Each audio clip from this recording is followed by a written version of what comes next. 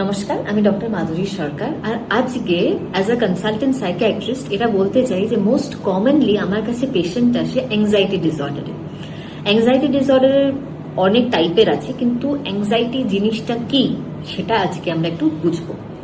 তাহলে অ্যাংজাইটিটা বেসিক্যালি যদি আমরা বুঝতে চাই তাহলে অনেক অনেক বছর আগে যাই।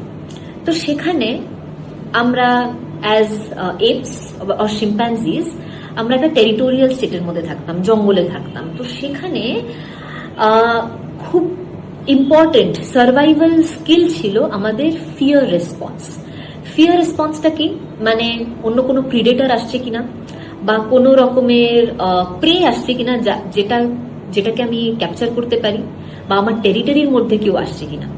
তো এটাকে বলা হয় ফ্লাইট অর ফাইট রেসপন্স। মানে যখনই কখনো কোনো ফিয়ারফুল স্টিমিউলাস আসে, আমি আইদার সেটার সাথে লড়বো বা সেখান থেকে আমি পালাবো।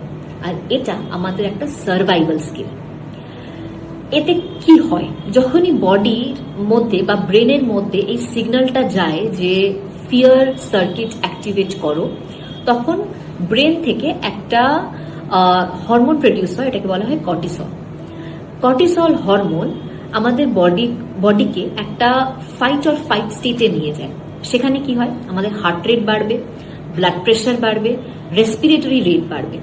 এবারে মনে করুন আপনাকে যুদ্ধ করতে হবে বা পালাতে হবে, তাহলে কি করতে হবে, আপনাকে মাসেলস ইউজ করতে হবে। মাসেলস ইউজ করা মানে আপনার মাসেল টেনশন হতে হবে। তাছাড়া কি হবে, মাসেল যদি আপনি দৌড়ান তাহলে কি হবে, মাসেলের মধ্যে গ্লুকোজ ইউটিলাইজেশন হবে। আর কি হবে, অক্সিজেন ইউটিলাইজেশন বেশি হবে। তো আপনাদের liver goes into a state of glucose production. তাহলে যে গ্লুকোজ ব্রেকডাউন স্টেটে আমাদের লিভার উইল স্টার্ট ওয়ার্কিং। আর কি হবে, there will be more sweating, there will be মানে হার্ট রেট বাড়ছে, বিপি বাড়ছে, রেসপিরেটরি রেট বাড়ছে, মাসেল টেনশন হচ্ছে, আর আমাদের সোয়েটিং ইনক্রিজ করছে। তো দিজ আর ফিউ থিংস যেগুলো আমাদের ফাইট অর ফ্লাইট স্টেটে স্ট্রেস রেসপন্সে হেল্প করে।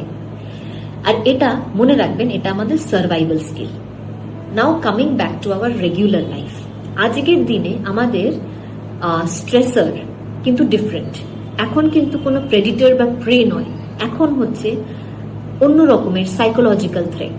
ফর এক্সাম্পল, জব থেকে বার করে দেওয়া, ডিভোর্স হওয়া, এক্সামে ফেল করা, ফিজিক্যাল কোনো ইস্যুজ হওয়া, বা অফিসে আছে কিন্তু ডেডলাইন মিস করে দিচ্ছি, মাল্টিপল থিং, ফাইন্যান্সিয়াল ক্রাঞ্চ, এক্সেট্রা এক্সেট্রা। এখন আপনি বলুন, এই স্টেটে ফাইট বা ফ্লাইটে দৌড়াতেও লাগে না, রেসপিরেটরি রেটও বাড়াতে হয় না। এখানে এই স্ট্রেসারগুলোকে আমাদের অ্যাকচুয়ালি ফাইট অর ফ্লাইট করে ফিজিক্যালি কিন্তু কোনো লাভ হয় না। কিন্তু আমাদের বডিতে কি যায়, আমাদের বডিতে ফিয়ার রেসপন্স আবার ট্রিগার্ড হয়ে যায়। তো আমাদের বডি কর্টিসল রিলিজ করে। আর যে যে সমস্যাগুলো বললাম, যে যে ফিয়ার স্টেটে বা স্ট্রেস রেসপন্সে যে হরমোন বাড়া, যা যা বডিলি চেঞ্জেস হওয়া, সেটা হওয়া শুরু করে। আর এই যে সমস্যাগুলো, ফর এক্সাম্পল ডিভোর্স হওয়া বা ফেলিয়ার ইন এক্সামস, এগুলো তো একটা ক্রনিক প্রবলেম, লম্বা টাইম ধরে চলে। তাহলে ইমাজিন করুন, এই সমস্যাগুলোই মানে হার্ট রেট বাড়া বা বিপি বাড়া বা ওভারঅল বডি সার্কুলেশন বাড়া, রেসপিরেটরি রেট বাড়া, এটাও যদি ক্রনিক্যালি লম্বা সময় তক যায়, তাহলে কি কি হবে, তাহলে কি কি হতে পারে। যদি কন্টিনিউয়াসলি আপনার হার্ট রেট বেশি থাকে বা ব্লাড প্রেশার বেশি থাকতে থাকে, একটা হাইপার ডাইনামিক সার্কুলেশন চলে, তাহলে আপনার হাইপার টেনশন হতে পারে। যদি কনসিস্টেন্টলি আপনার লিভার গ্লুকোজ বারবার বারবার ইউটিলাইজেশন বাড়াতে থাকে, তাহলে কি হতে পারে, আপনার লিভারে ডিসফাংশন হতে পারে। কনস্ট্যান্ট মাসেল টেনশন যদি আপনার ফ্রন্টাল মাসেলের মধ্যে হয়, তাহলে মাইগ্রেন হতে পারে।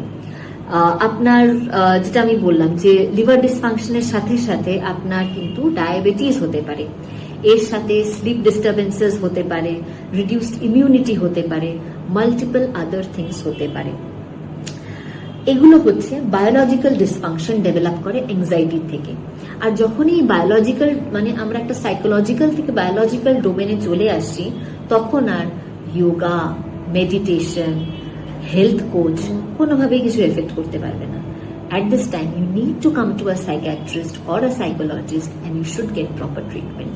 তাই জন্য যখনই দেখছেন যে অ্যাংজাইটির জন্য রাতে ঘুমাতে পারছি না, পেটের সমস্যা হচ্ছে, বারবার নজিয়া হচ্ছে, ভমিটিং হচ্ছে, বারবার স্টুল পাস করতে হচ্ছে, আইবিএস টাইপের সমস্যা হচ্ছে, বা হয়তো আপনি দেখছেন যে খুব কম বয়সেই প্রেশারের সমস্যা আর খুব আনইজি ফিল হওয়া, এগুলো যদি হওয়া শুরু করছেন, তাহলে মনে রাখবেন সাইকিয়াট্রিস্টের কাছে আসবেন, ট্রিটমেন্টটা নিন, বুঝুন সে সমস্যাটা কি হচ্ছে, আর দেখবেন অনেক তাড়াতাড়ি আপনার সমস্যা থেকে একটা সমাধান পেতে পারেন। Thank you so much.